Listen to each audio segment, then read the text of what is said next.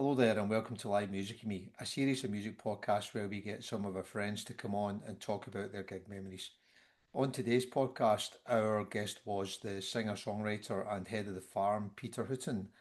We've been trying to get Peter to chat to us for a while now, but diaries have been proving a challenge. But we managed to get an hour or so together today, and it was really good fun.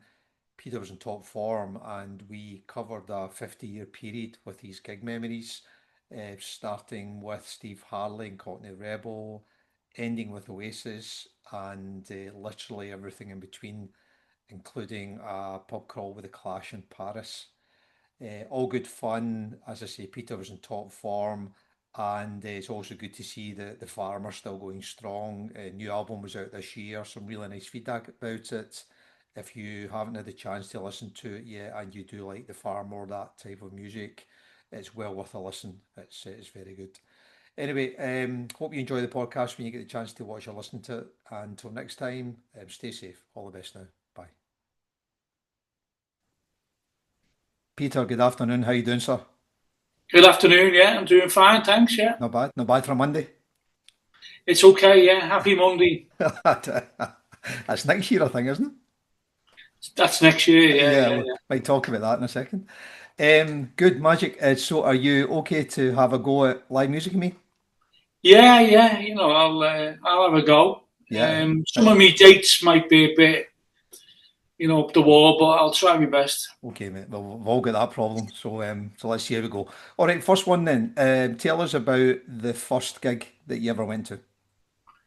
First gig I ever went to. Well, I mean, obviously it would have been a local band in Bootle that I used to go and see, but Yeah. I think they were called Next, and ended up being called Afraid of Mice. But if you talk about bands that were famous, because they weren't famous, they were just a local band playing in a local pub. Right. Okay. The first one that I went to consciously, I can't remember whether it was Cockney Rebel or the Alex Harvey Band, Sensational Right. Alex Harvey Band. Wow. It's either one of them. Now, I think it could be Cockney Rebel at the Mountford Hall, because when I put into Sensational Alex Harvey Band into Google, Yeah. St George's Hall, they said they never played there, but I went to see them there. But, it's AI. It's wrong all the time.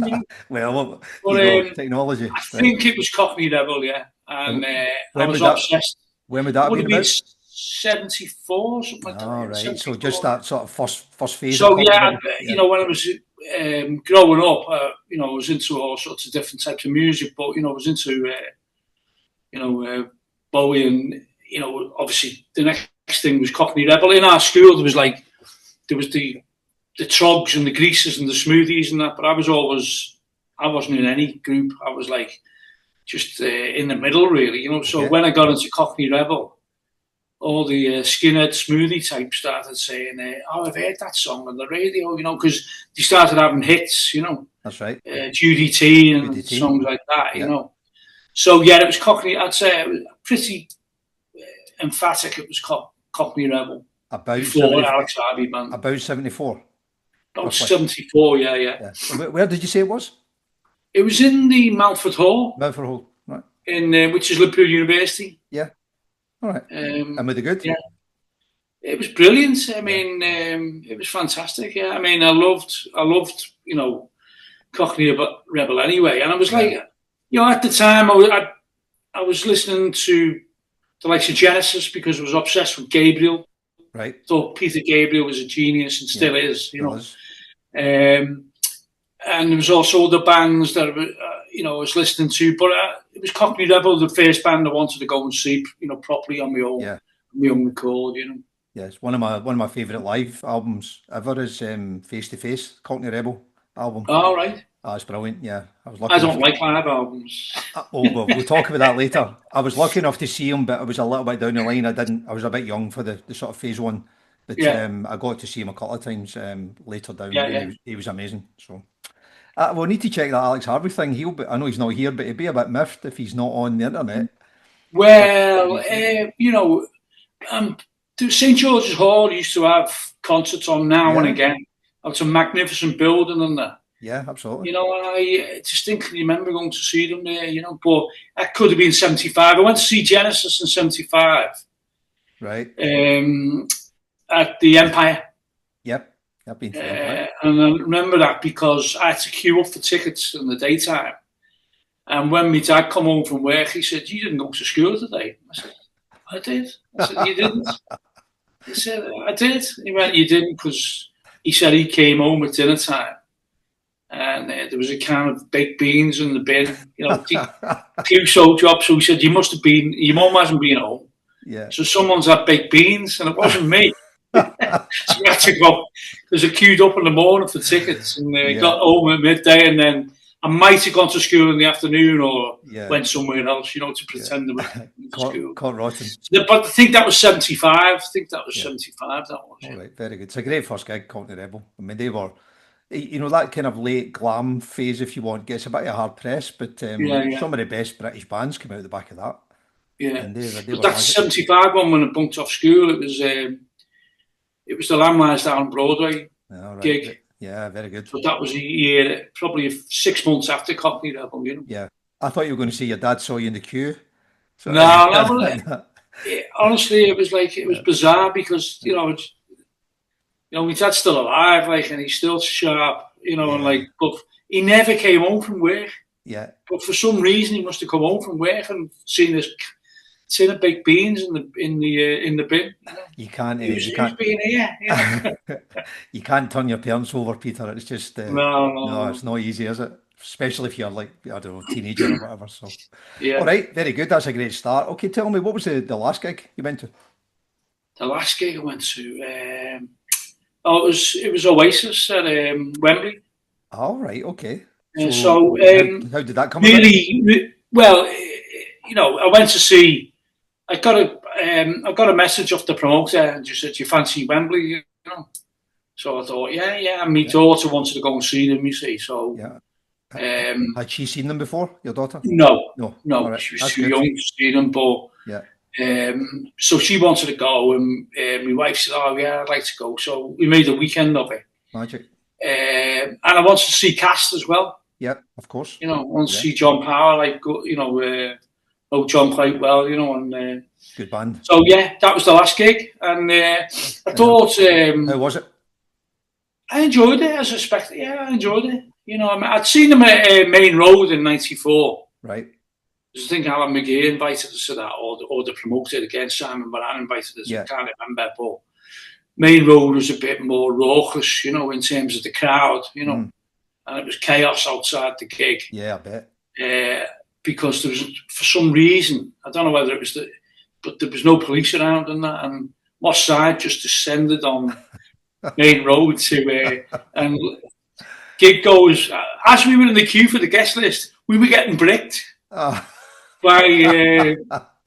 the mobs of basically kids. They were basically kids, like 11 to 15-year-olds, but they saw it as Christmas had come early, And did your daughter enjoy it? At Wembley, yeah. I'm talking about the '94 one. Yeah, she loved it. Yeah, and I enjoyed it. I enjoyed it. They got great reviews. Yeah. Really, I mean, unless the folks had got in touch, I wouldn't have gone out to go and see Oasis. But it was great, and thought Richard Ashcroft was unbelievable. Cass went down. Well, he went on a bit early at Wembley because he went on at 6:00 at Wembley, and there wasn't many in really. But obviously, when he played other places like Hooton Park, it was a day event. Yeah, a full day, so they would have had 80,000 watching them. Yeah, absolutely. Yeah, so, and they're a great band. They're playing. They're playing the Barrowlands. December this year, Cast. Yeah. But it's sold out, so I'll maybe need to try and blag a ticket. Yeah. So that was the last gig. Yeah. Okay, very good. Both my sons went to see them, and like your daughter, they hadn't seen them before either. Yeah. So one was Manchester at Hooton Park, and one was Murrayfield in Edinburgh. So it's like for me, it was like it's a happening, wasn't it? Yeah. It's like people had to be there. That was the Yeah. We went. We were coming back from holiday, or we would have blagged the ticket and try to go, but yeah. Maybe next time. Maybe not if they keep charging so much for the tickets. Well, That's a different chat, yeah.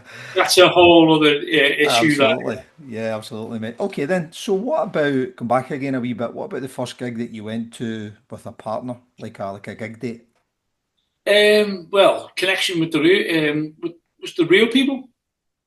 Right. Okay. So that was probably about 1988, Very good. and the real people were an up and coming band in Liverpool. Yeah. The Griffiths brothers, they were absolutely, sensational songwriters. And I had this tape about 1988, and I think you can get it on Spotify now. Okay. And Have a it look had for that. tracks on like "Miserable Man" and all that. And Yeah. it was great. It was melodic, very, in the vein of the Lars. Yeah. And so yeah, it was the real people at Marsh Lane Community Centre in Bootle, Okay. believe it or not. That sounds very Which romantic. it wasn't Yeah. far from Cotton Park, Right. which became very famous in its own right, But So, this was a community centre which had people who understood the power of music and yeah. the importance of music to the community.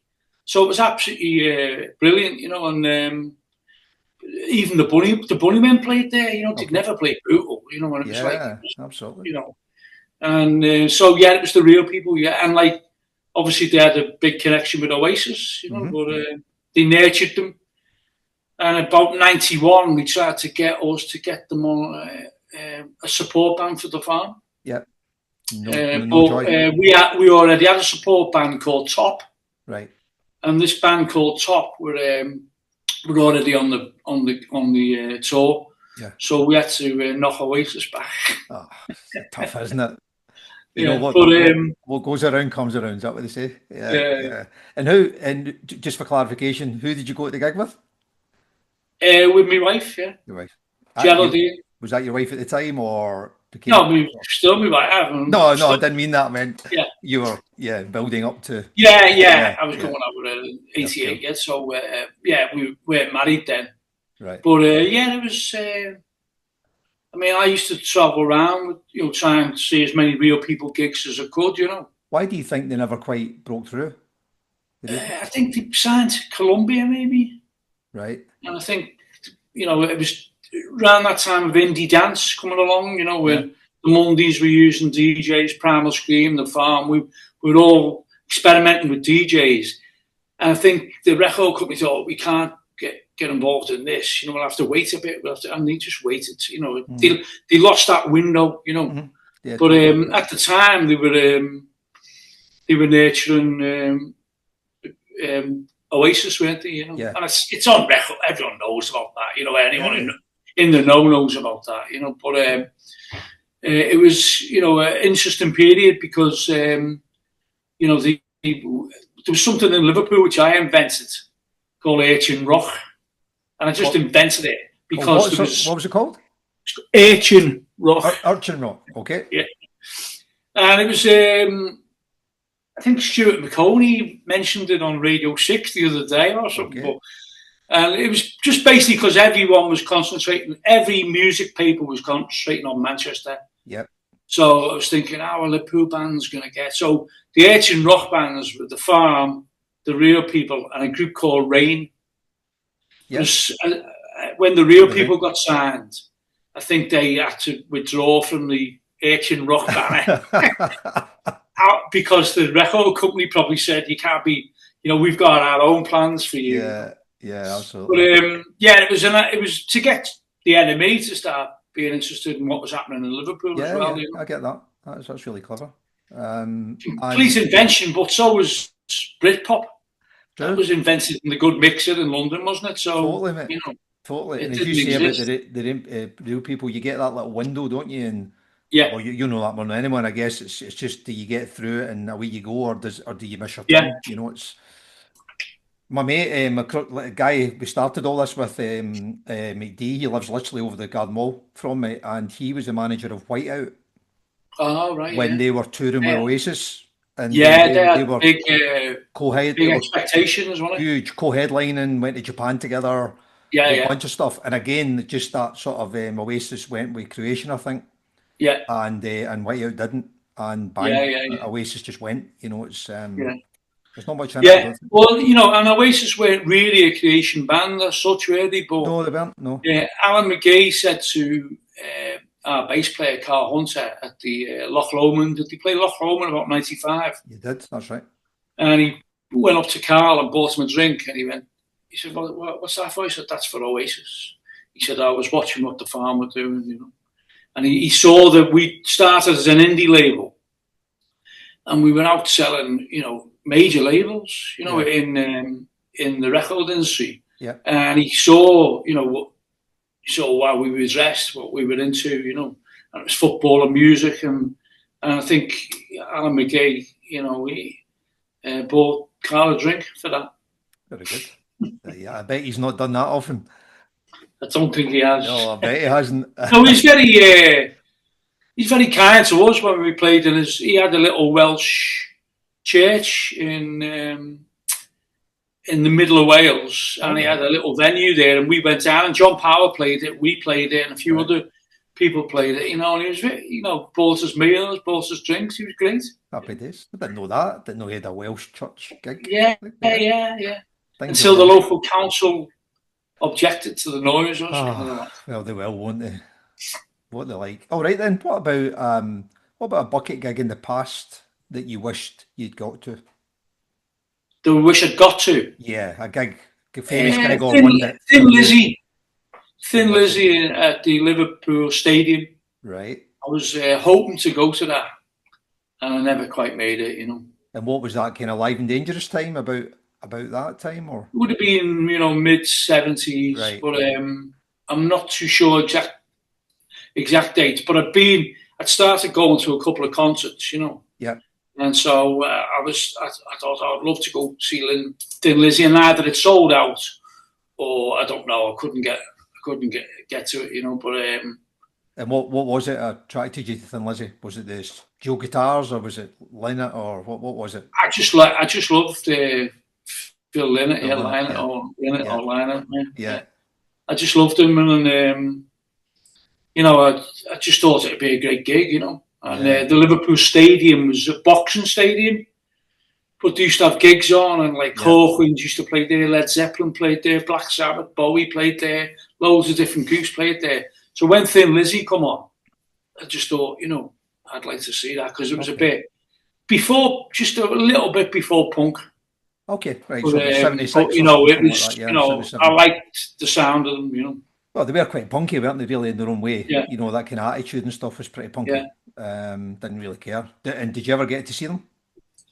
Never got to see them, no. No, I never seen them either. No. Shame. Okay. Yeah. What about a gig that surprised you, like good or bad? That was better than you thought it was going to be, or it tanked a bit. This is a controversial one, but it was the Madness gig in Scotland. Right. When there was absolute mayhem. We were the farmer supporting Madness. Okay. And it was, I'm not too sure, it was the Edinburgh. It was just outside Edinburgh. What would that be called? It wasn't Murrayfield, was it? Big or venue. Was it Ingliston? Big venue. Sounds like Ingliston, yeah. Indoors. The showground at Ingliston, that's right. 6,000 maybe, 8,000, I don't know yet. Yep. Anyway, the farm came on, we played, and we were going down great, and then we did All Together Now, and then it all went crazy. Right. And there was a riot, basically. And it was something to do with the security. The infamous Hibs casuals. Right, okay. Who always seem to come to farm gigs and try and do something. Okay. They tried to rob our t-shirt money in a few months before that. But this one was about 92, I think. Yeah. And it was, the trouble was so bad. We had to come off stage, and we had to barricade ourselves in with Madness in the dressing rooms. Wow. And they cleared the place, about 40 or 50 of them. But some other people since then have said, no, it was a fight, organised fight between Hibs and another group of casuals from Scotland. I don't know which ones, but But anyway, they had steel pole, they had steel toe pole, like poles and that. Yeah. And could you see all that from the stage? Yeah, we could see that. Well, we had to go off stage after All Together Now. Yeah. That was the last song, and then we were watching it from like a viewing gallery. And then people were trying to get into the dressing room. So, and we were laughing at the time, but we were like also thinking, fucking hell, what did we get in? What do we do then? But actually, one of them come up to me later when Madness were on. Madness played with the full house lights on. Ah, right, and okay. The police were on stage. Goodness me. So the flat acted police, they were on stage. And with the full house lights on. And I'd say a third of the audience was left, maybe. Yeah. I'd say maybe a couple of thousands. God, that must be a terrible and experience. It made the front page of the Scottish newspapers. Yeah. And we always remember, like when we were in the dressing room, I went out to watch Madness, and one of these lads come up to me and said, "Hi, Scouts," he said, "I'm one of the Hibs casuals. Any chance of getting backstage to get some beers?"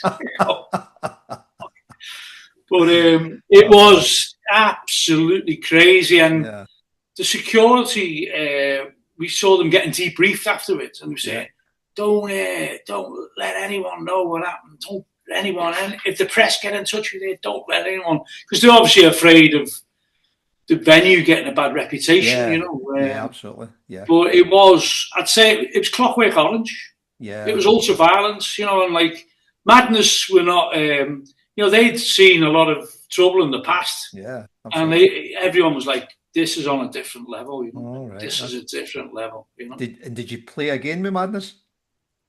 Yeah, we did. We carried on tour with them, but I think you knew like Suggs and stuff, didn't you? Yeah, well, he produced Spartacus, didn't he? The album. Yeah.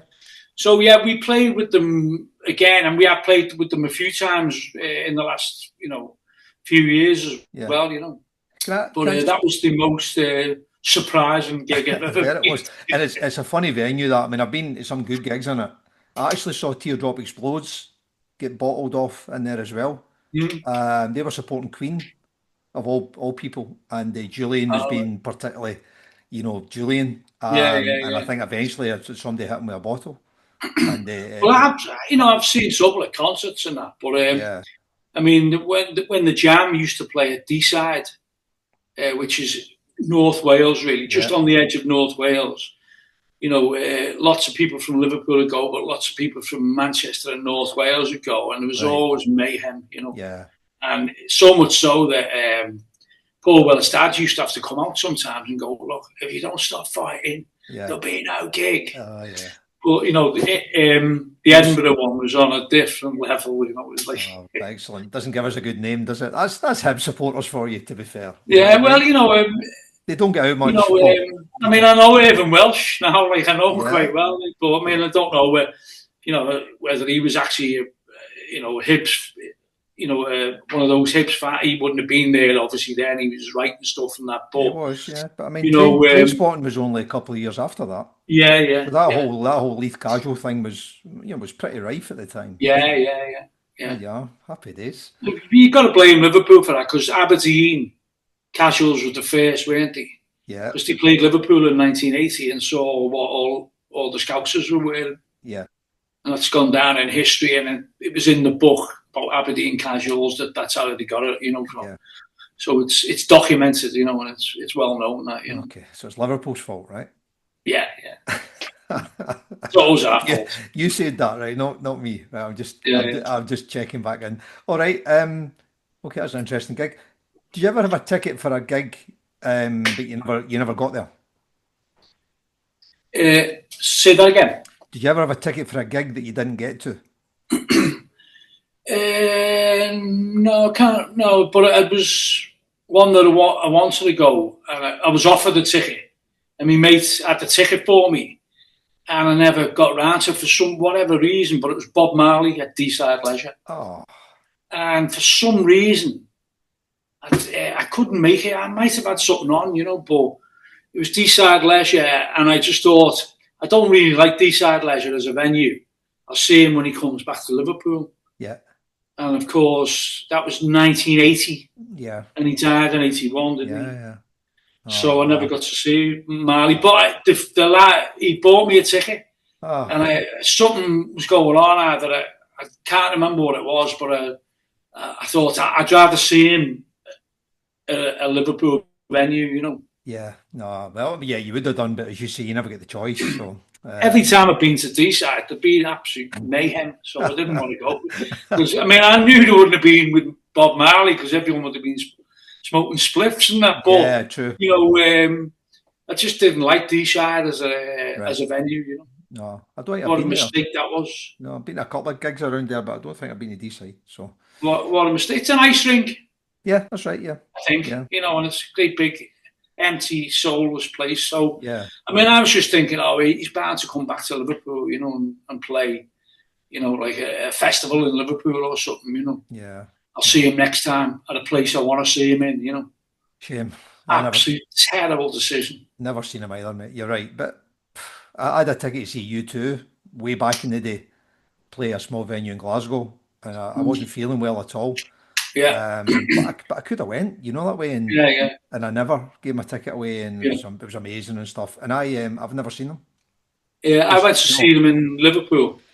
I kind of grew out of them Yeah, a bit, to be honest. But yeah, anyway, I thought, what was I doing? You just yeah, go yeah. to the Well, gig I and saw them in Liverpool Royal Court, yeah, probably about 81 or something. yeah. This was about Certainly 82, in the maybe. magazine I did call The End, there's a bit That's of a right. Yeah, review. yeah, So yeah, it might be 81 or 82.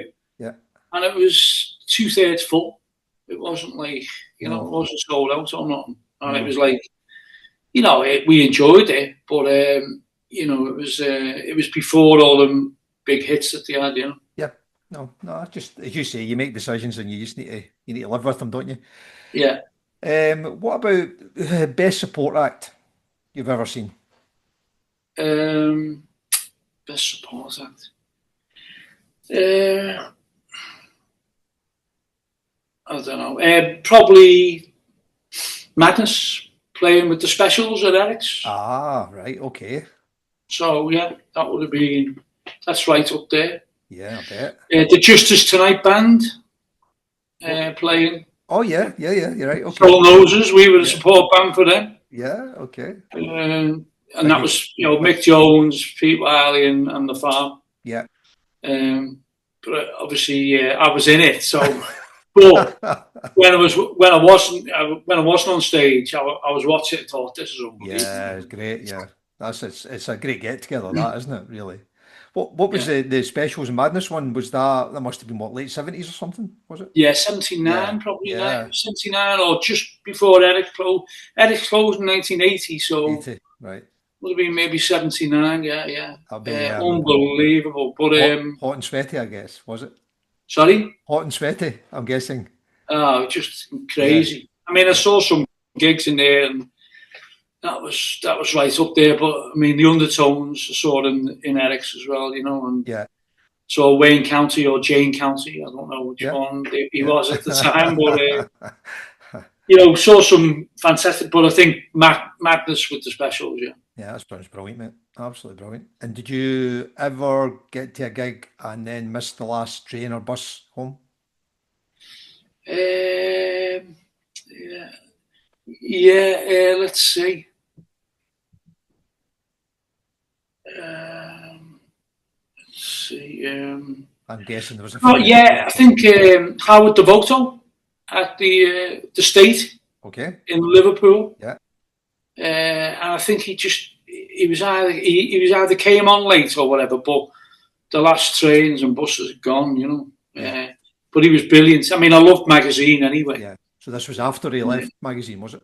Yeah, Yeah. it was Howard Devoto on his own. It was Yeah. in the State, and the State was an unbelievable nightclub in Liverpool. And New Order played there. There were a lot of live gigs there.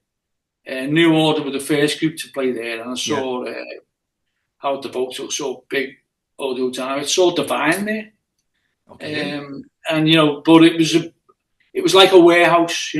Yeah. And for me, it's one of the best clubs I've ever been to, and I've been to clubs all around the world. Yeah. And the State was just on a different level, different class. And how long was it back to your house from the state after the gig? Taxi ride wasn't too Oh, bad. taxi, that's not so bad. Yeah, wasn't That's too not so bad, bad. I thought you ended up walking. No, it wasn't No, too bad. Probably, 5 or a tenner in a cab or something. that's all right. You can afford that, right? Yeah, Okay. What about the best music festival you've been to? best music festival. Yeah. It's nothing comes close. Glastonbury. Okay. Why? Nothing. Why? Just the whole atmosphere and the vibe of it, and it's just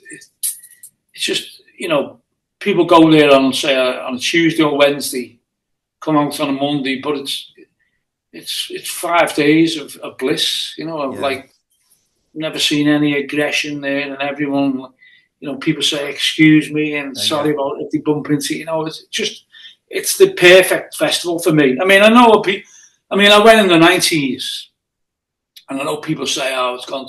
I don't, I went in the 90s when it was lawless, really, Yeah.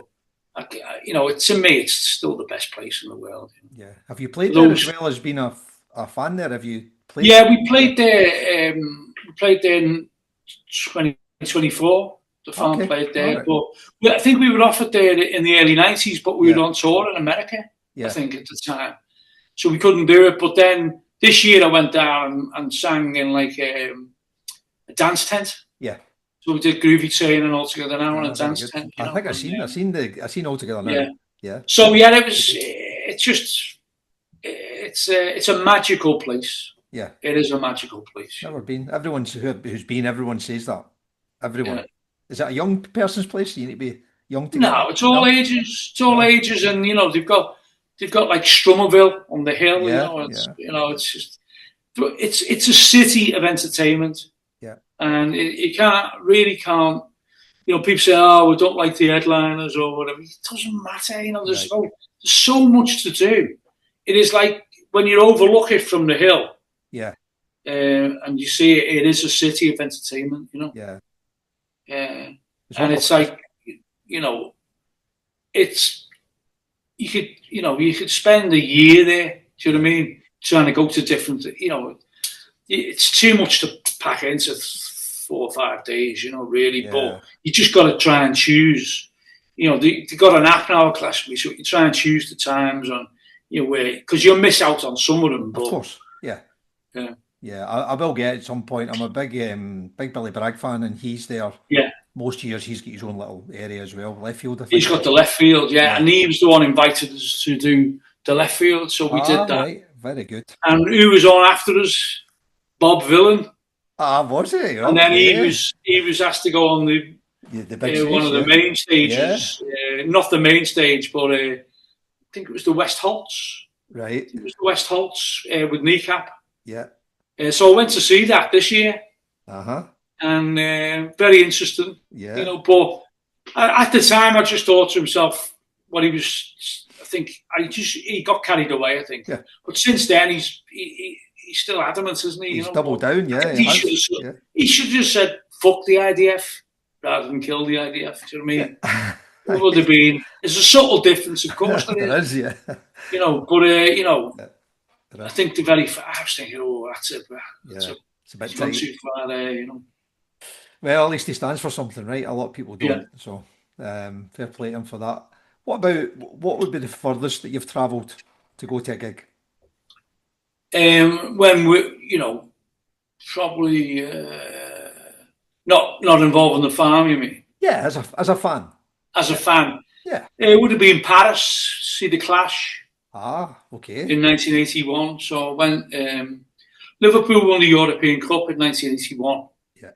Well, Against Real Madrid. Liverpool always won the European Cup about then, right? Yeah, well, they were doing well. So they won the European Cup in May 1981. Yeah.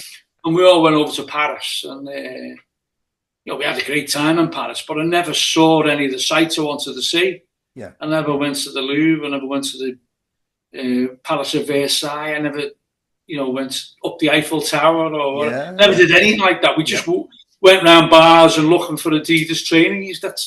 There was a room where there was an Adidas shop there where it had rare training shoes. Yeah. And we spent just, I've said this so many times, everyone will be bored of it now, but we spent a lot of the week looking for this mythical, it didn't exist. But it was a myth, but, we thought it existed. Yeah. The excitement that it created in our group of people. Trying to find it was great, But so I went back into September because I thought I want to go and see some of the places that I missed out on. Yeah.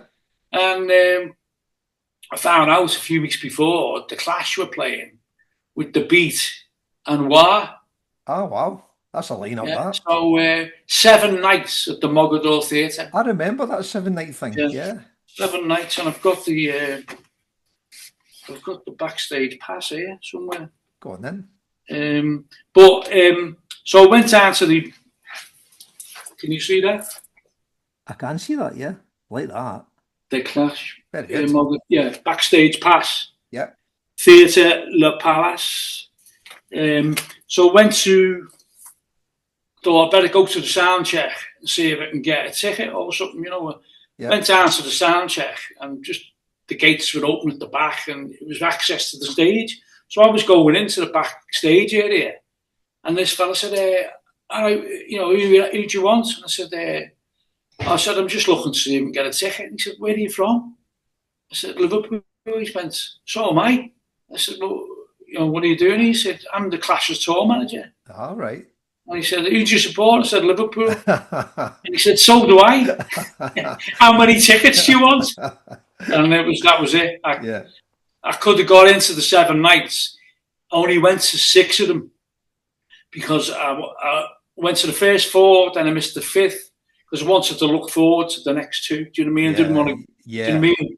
I wanted to go to the left bank or somewhere for a night out because But it was an incredible experience. It was during the Sandinista period. Yeah, will be. So they had a fella behind them called Futura who was doing a graffiti on a big white screen behind them, big canvas. Yeah. And during the concert while they were on, he was doing the graffiti that you saw on the New York trains and things like that. Yeah, that's amazing. And it was unbelievable. And did they change their set every night, or was it same set? Do you remember? Or? It was a very similar set. They might have changed the odd one. I didn't get a set list or nothing like that. But I was backstage.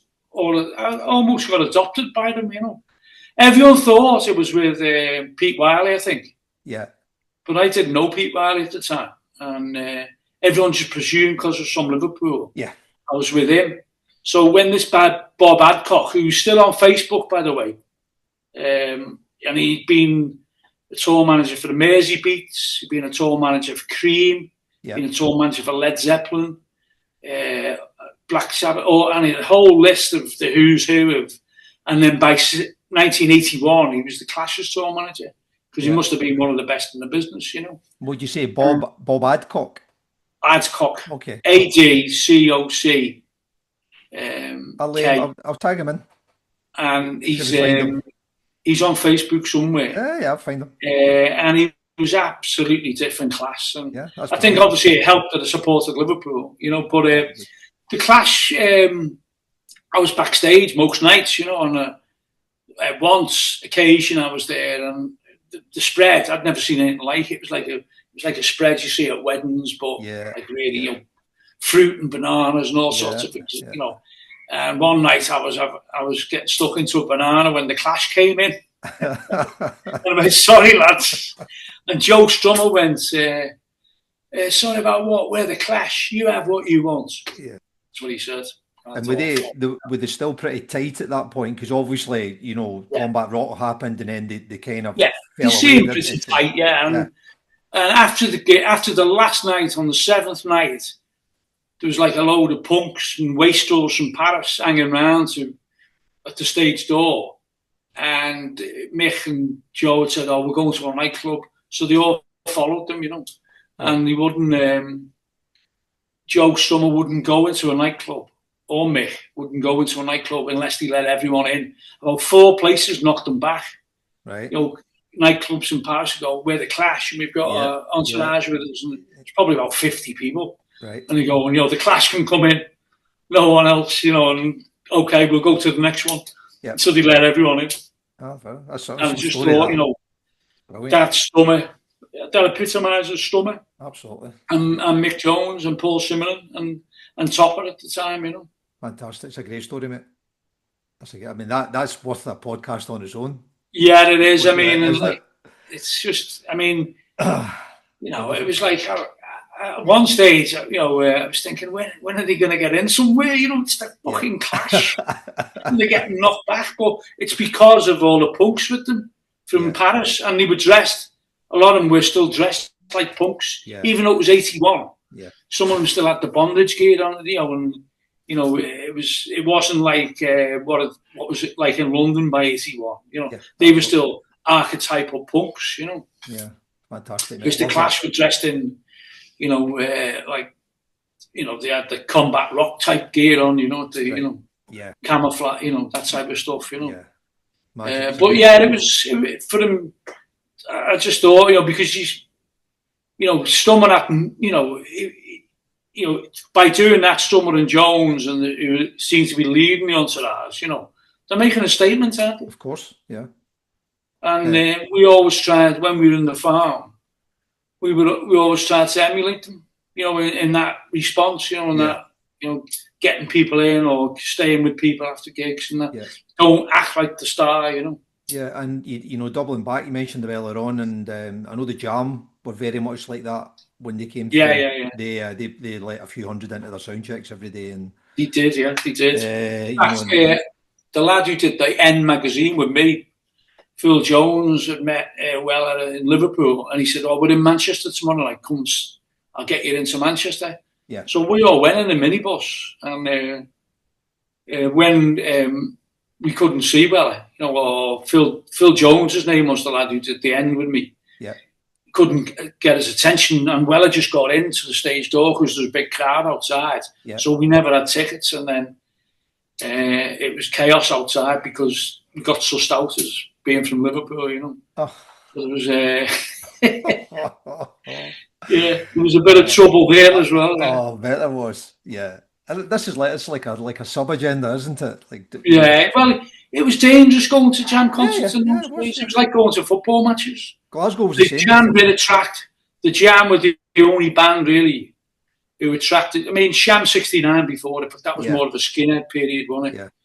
This was like the early '80s. The Jam certainly attracted, you know, football types. They did, yeah, absolutely, didn't it?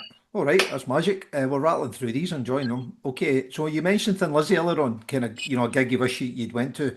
Is there anyone that you haven't seen that you would still like to see, like a bucket gig list that's outstanding?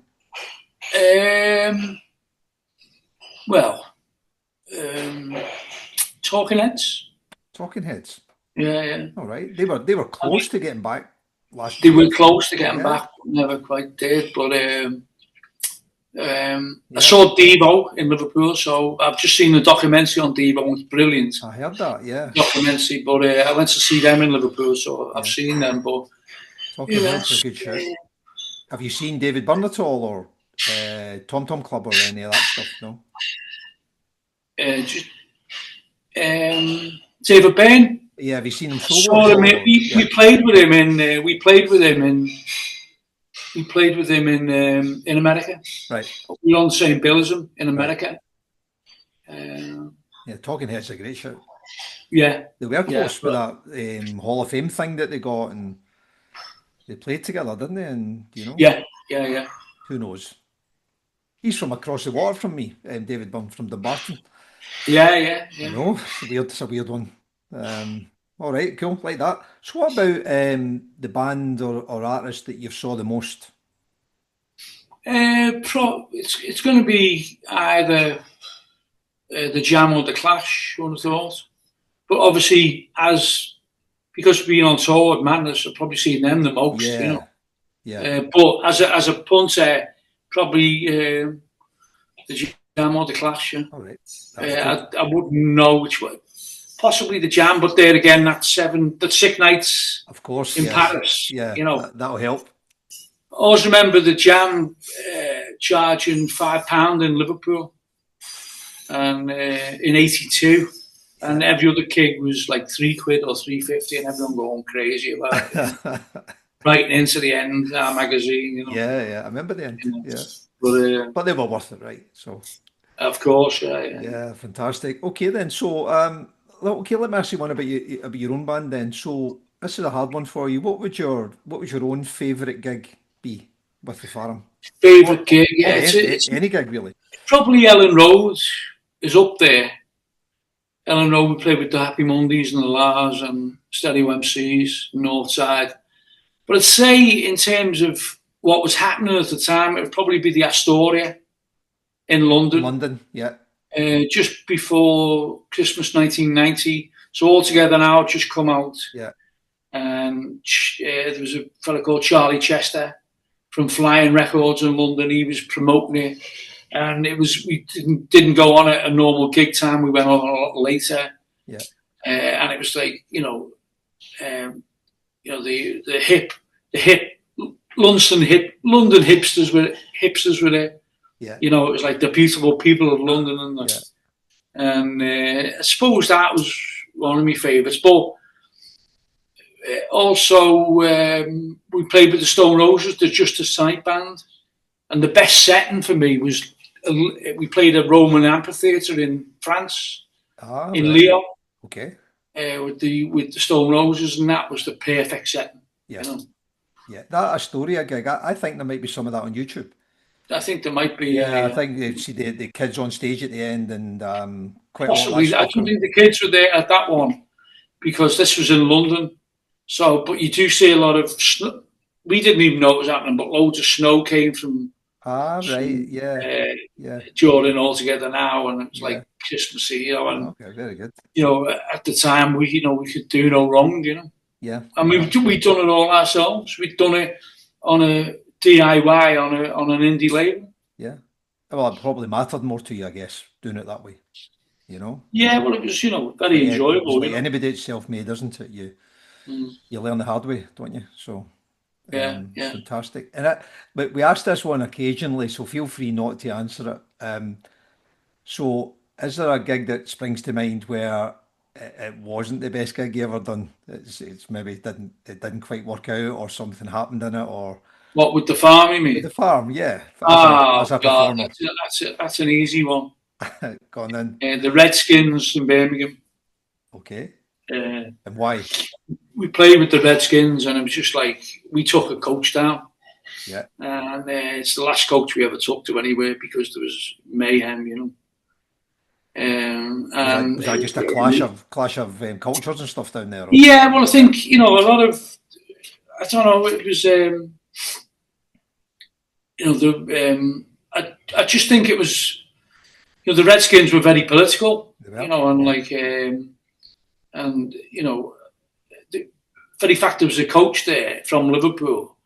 A lot of the Redskins fans from Birmingham attacked our coach, for some reason, and it didn't end up very nice. Most concerts I've been to, it's been yeah. I've only just realised that. That's why I like Glastonbury so much, because there isn't any. Yeah, I think there's a thread running through these for sure. Okay, we'll try and finish on But I a bit. think, Yeah, I think that was probably the most upsetting for us, because yeah, we realised then that it was in the 80s, of course, and we realised then that we didn't want to become like the Cockney Rejects, like that, yeah, yeah, So because obviously we were regarded as a bit of a football terrace band, yeah, but we didn't want the association with football terrace violence. yeah, It was for us. It was about the clothes and the attitude. And yeah. it was nothing to do with the other thing. But unfortunately, some people, thought it was. But the coat, I wouldn't say. I'd just say it was a depressing period. Mm. And we went to. After that, we went to Leeds, and we were doing a gig in Leeds, and the police found out about it, and we were finding it difficult to get gigs because we had this so-called reputation. And, Yeah, apart from the Redskins concert, I can't remember much summer, concerts. and as you say, there were lots of other bands that had a faction around that time. Yeah, and I think So Yeah, it was a period where, we realised then we've got to stop these coaches because, even though we were done with the best of intention, a load of people going to a gig, sometimes, when a coach is in another club in another city, it can cause problems, Yeah, I totally get that. Okay, got a couple to finish with you. So, your favourite live music venue? Favourite live music venue? As a fan, I'm not just going to say this, but I'd say the Barrowlands. Okay. And I don't know what it is about the Barrowlands, but it was a magical concerts we had there, it's just a fantastic place to play, And I think it's the atmosphere. I remember when during the Spartacus tour when we were playing, we'd come off stage and 10 minutes later people are still singing all together now. There's something magical about it, There is, and we have had a lot of answers. We've got some amazing venues, but the Barras has come up quite a few times, and there is something special about it. I think it's a combination. It's got this kind of low roof, and it's got the sprung floor. The sprung floor, I think that's my bit, Yeah, it's a cracking place. Love it. Yeah. So many memories there myself. Okay, love that. A couple of toughies to finish, especially the last one. And we're playing with the Mondays, aren't we? There, sorry, you're back there next year. Is that 3 nights or something you're playing there? 3 nights, yeah. Yeah, that'll be good. You try and get along with that. Yeah, that'll be great nights. Okay, so your favourite ever gig as a fan? Favourite ever gig as a fan? Tough one. Let's see. It's a hard one, that, there's been so many. I'd say I'd go back to Leon Amphitheatre. With Stone Roses? And the Stone Roses that night were just on a different level. Okay. And I'd say that, I would say that because I also remember me and Mick Jones and the people watching on the side of me going, this is like watching Brazil. That's what Mick said. I love that. Yeah. But it was the setting as well, I think. Yeah. I think with the setting, and Eric Cantona was there that night. He come down to sing with Mick Jones. Yeah. Should I stay or should I go, to raise awareness for Hillsborough? Yeah. Because it was before all the inquests and all the independent panel reports were out. So it was a issue that wasn't really getting any public attention at the time, So Mick said, he always said to us when we were doing the Justice Tonight tour, Joe would want me to do this. Joe would want me to do this. And he said, Joe, just always think Joe's with us, Yeah. And it was like, that was really poignant, Yeah. But Cantona was there, so that made it even, And I went up to him before the gig and said, do you realise the significance of you doing this, And he gave me a big lecture on Hillsborough, Right. And it was fantastic. And I thought, And then he's done that. He did that series for only ever been shown on Al Jazeera, Football Rebels, about footballers who use their influence as like Socrates in Brazil to try and get democracy in Brazil. Yeah, absolutely. And there's about 6 people, 6 episodes. And you still get it on Al Jazeera, but absolutely brilliant, Okay, I think that night the Stone Roses. I mean, I like the Stone Roses anyway, but I think that night they were magical.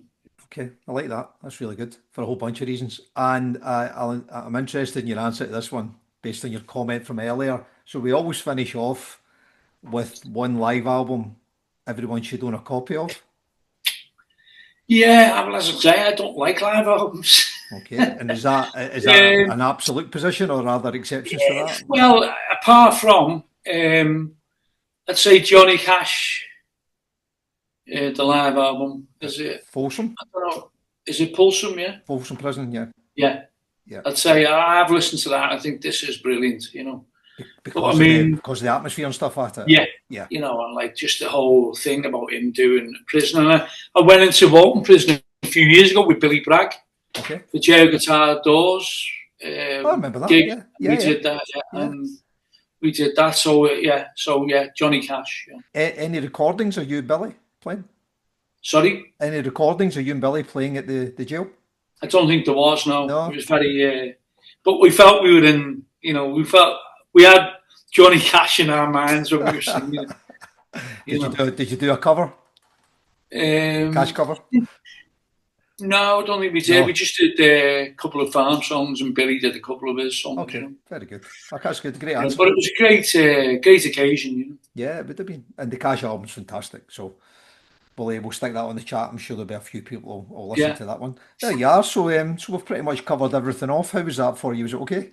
yeah, it was good. I enjoyed it. Yeah, not too painful.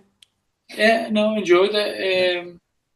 Yeah, it was good. Yeah, I mean, And it's good to think back on what yeah, yeah, various gigs and that. it's great fun. And you Uh, guys have had a the fairly one busy. gig I didn't mention though, in Go my on then. favourite gig, it would possibly Big Audio Dynamite at State, Okay. because I think that's when we decided that was the future of music. Yeah, that kind of dance rock. Uh, Yeah. yeah, indie dance. Yeah. So Mick doing samples and Don Yeah. Letts doing samples, Mick using the hip hop beats and guitars. Yeah. So yeah, can I change one of my answers then? It's your podcast, mate. You can do whatever you want.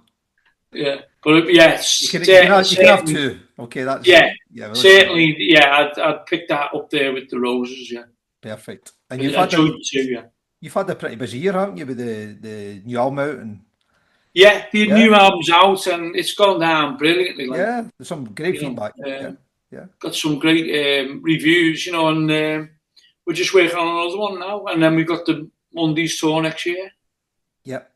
But And we're enjoying it. I was going to share, and it doesn't feel like and I think this is a compliment. It doesn't feel like a sort of 30-year gap between the No, albums. You know, the sound, if I can call it that, there is a bit of continuity there on, yeah.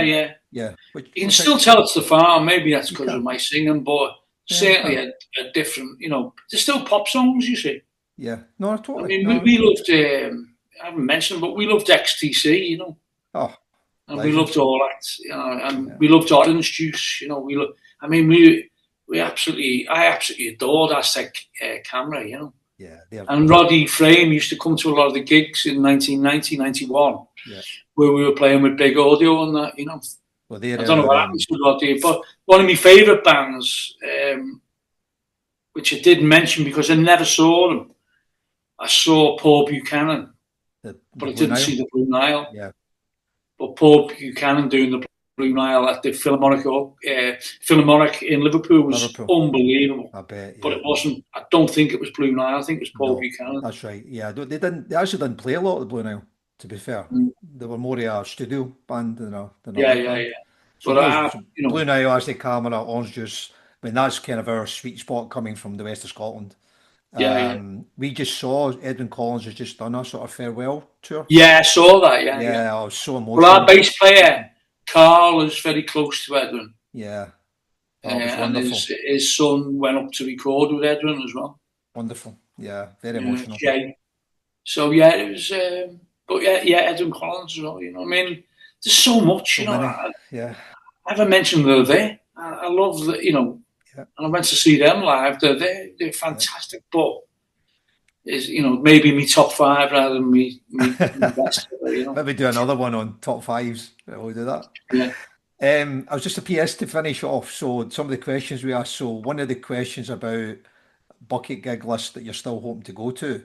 So as a Yeah. guest, we had a woman called Joe Caulfield on as a Oh no, guest. Joe. Yeah. Yeah. So I know Joe. Joe gave the farm I know. Yeah. because she had a diary clash with her comedy gig. Yeah. And she's at the time said I was meant to see him in Liverpool. I had a diary clash, and they were playing Carlisle, I think it was. Yeah. So she came down to that. That's right. And she says, whatever happens, literally, I move heaven and earth to get there. And I Yeah. saw her on Twitter talking about it. So Yeah. there you are. So Yeah. the farm were an answer, just so you know. That's right. Yeah. Oh, great. Yeah, Great. like that, eh?